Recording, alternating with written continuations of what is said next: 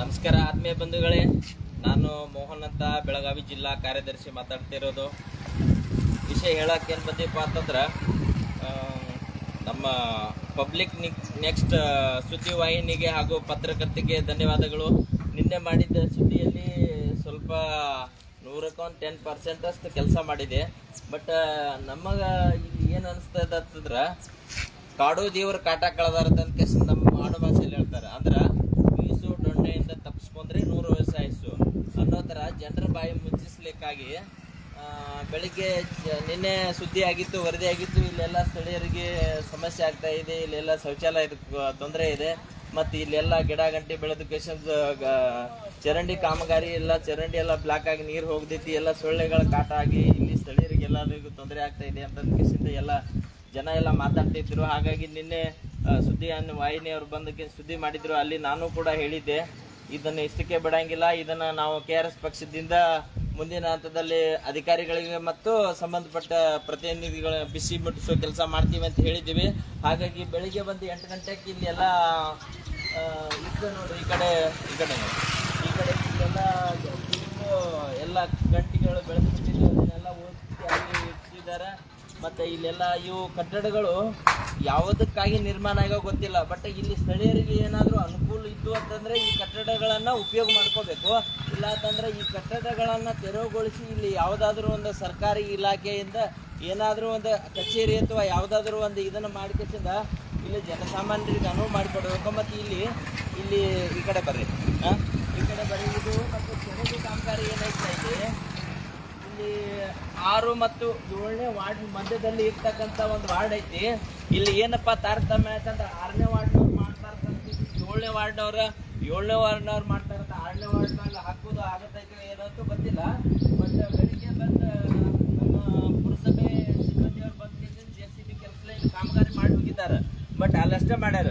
ಯಾವ ಥರ ಮಾಡ್ಯಾರ ಅಂತಂದ್ರೆ, ನಿನ್ನೆ ಸುದ್ದಿಯಲ್ಲಿ ವಾಹಿನಿಯಲ್ಲಿ ಪ್ರಸಾರವಾದ ಕಾರಣ ನಾವು ಜನರ ಬಾಯಿ ಮುಚ್ಚಿಸ್ಲಿಕ್ಕಾಗಿ ನಾವು ಈ ಕೆಲಸ ಮಾಡಿದ್ದೀವಿ ಅಂತಂದಾರೋ ಏನೋ ನನಗೂ ಗೊತ್ತಾಗ್ತಾ ಇಲ್ಲ.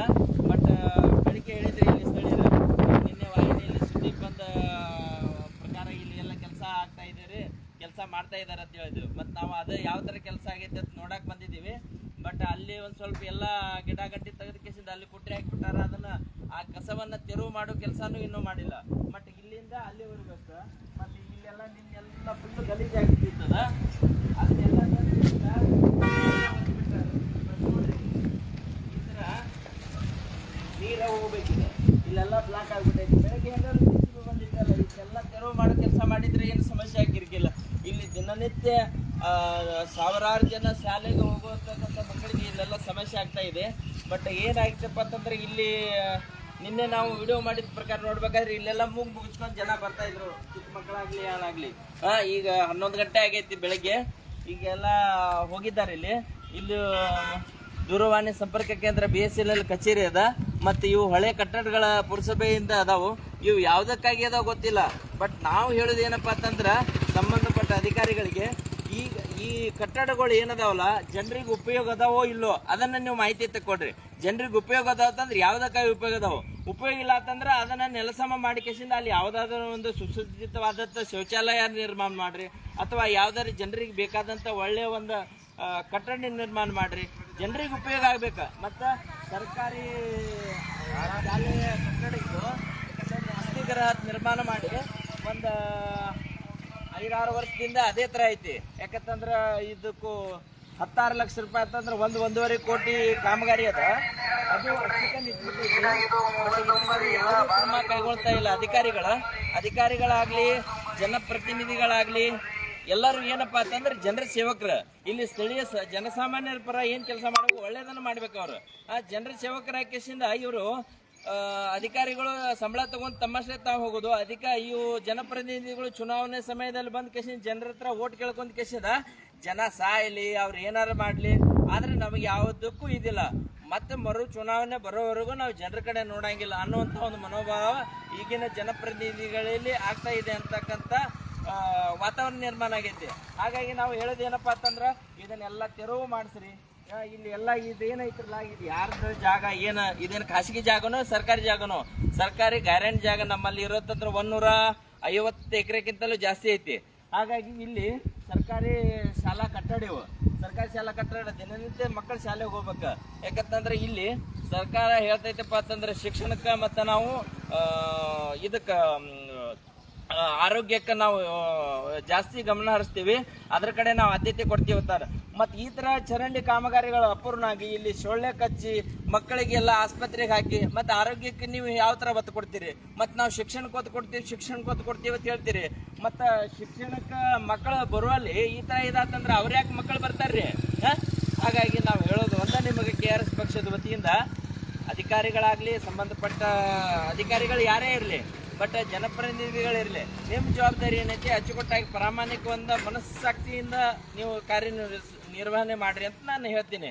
ಮತ್ತು ಹಾಗಾಗಿ ಇನ್ನು ಮುಂದಿನ ದಿನಮಾನದಲ್ಲಿ ಇವತ್ತೊಂದು ದಿವಸ ಕಾಯ್ತೀವಿ, ನಾಳೆ ಏನಾಗ್ತದೆ ನೋಡೋಣ. ಅದನ್ನೇ ತೆರವು ಮಾಡ್ತಾರೋ ಅಷ್ಟಕ್ಕೆ ಬಿಡ್ತಾರೋ ಅದು ನಮಗೆ ಗೊತ್ತಿಲ್ಲ. ಹಾಗಾಗಿ ನಾವು ಹೇಳೋದು ಏನಪ್ಪ ಅಂತಂದ್ರೆ ಪದೇ ಹೇಳಂಗಿಲ್ಲ, ನಾವು ಪದೇ ಹೇಳೋದು ಬೇಡ. ಈ ಸ್ಥಳೀಯರು ಎಲ್ಲರೂ ಬಂದ್ ಕೇಸಿಂದ ಈಗ ಅವರು ಧರಣಿ ಮಾಡುವಂತ ಒಂದು ಇದೈತಿ. ನಿನ್ನೆನ ಅವ್ರು ಧರಣಿ ಮಾಡೋಣ ಅಂತ ಹೇಳಕತ್ತಿದ್ರು, ಬಟ್ ಒಂದ್ ದಿವಸ ಕಾಲಾವಕಾಶ ಕೇಳಿದ್ರು, ಒಂದ್ ದಿವಸ ನಾವು ಕಾಲಾವಕಾಶ ಕೊಟ್ಟಿದ್ದೀವಿ. ಅದಕ್ಕೆ ಏನು ಮಾಡ್ತಾರೆ ನೋಡೋಣ. ಇದು ಪುರಸಭೆ ಅಧಿಕಾರಿಗಳಾಗ್ಲಿ, ಈ ಸಂಬಂಧಪಟ್ಟ 6ನೇ ವಾರ್ಡ್ 7ನೇ ವಾರ್ಡ್ ಆ ಪ್ರತಿನಿಧಿಗಳೆಲ್ಲ ಬಂದ್ ಕೇಸಿಂದ ಇಲ್ಲಿ ಗಮನ ಹರಿಸ್ಬೇಕು. ಯಾಕಂತಂದ್ರೆ ಇಲ್ಲಿ ನೋಡ್ರಿ, ಈಗ ಚರಂಡಿ ಕಾಮಗಾರಿ ಯಾವ ತರ ಇದೈತೆ, ಇಲ್ಲಿ ನೀರೇ ಹೋಗಂಗಿಲ್ಲ, ಇಲ್ಲೆಲ್ಲ ಬ್ಲಾಕ್ ಆಗ್ಬಿಟ್ಟೈತಿ. ಇದನ್ನೆಲ್ಲ ತೆರವು ಮಾಡ್ಬೇಕು. ಅವ್ರ ಯಾಕೆ ತೆರವು ಮಾಡ್ತಾ ಇಲ್ಲ? ಯಾಕಂತಂದ್ರೆ ಇಲ್ಲಿ ಸ್ಥಳೀಯ ಜನಸಾಮಾನ್ಯರು ಹೇಳಿ ಎಷ್ಟಂತ ಹೇಳ್ಬೇಕ್ರಿ, ಅವ್ರು ಹೇಳಿ ಬೇಸತ್ತಿದ್ದಾರೆ. ಹಾಗಾಗಿ ನಾನು ಹೇಳೋದಂದ, ಇನ್ನು ಮುಂದಿನ ದಿನಮಾನದಲ್ಲಿ ಸರಿಪಡಿಸ್ಕೊಡ್ರಿ. ಇಲ್ಲ ಅಂತಂದ್ರೆ KRS ಪಕ್ಷ ಇದು ಸಂಬಂಧಪಟ್ಟ ಅಧಿಕಾರಿಗಳಾಗ್ಲಿ, ಆಮೇಲೆ ಜನಪ್ರತಿನಿಧಿಗಳಾಗ್ಲಿ ತಕ್ಕ ಪಟ್ಟದ ಅವ್ರಿಗೆ ಬಿಸಿ ಮುಟ್ಟಿಸ್ತಕ್ಕಂಥ ಕೆಲಸ ನಾವು ಮಾಡ್ತೀವಿ ಅಂತ ಹೇಳ್ತೀನಿ. ಮತ್ತೊಮ್ಮೆ ಎಲ್ಲರಿಗೂ ನಮಸ್ಕಾರ.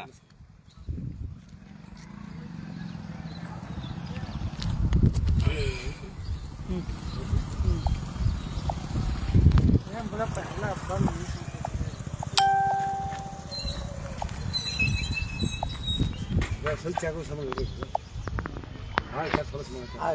ಸ್ವಚ್ಛ ಆದ್ರೆ ಚಲೋ ನೋಡ್ರಿ. ಅನೇಕ ನಮ್ಮಲ್ಲಿ ರೋಗ ಚಲೋ ಆಗ್ತದ್ರಿ. ಇದರಿಂದ ಏನು ಸುಖ ಇದೆ? ಹೊಲಸ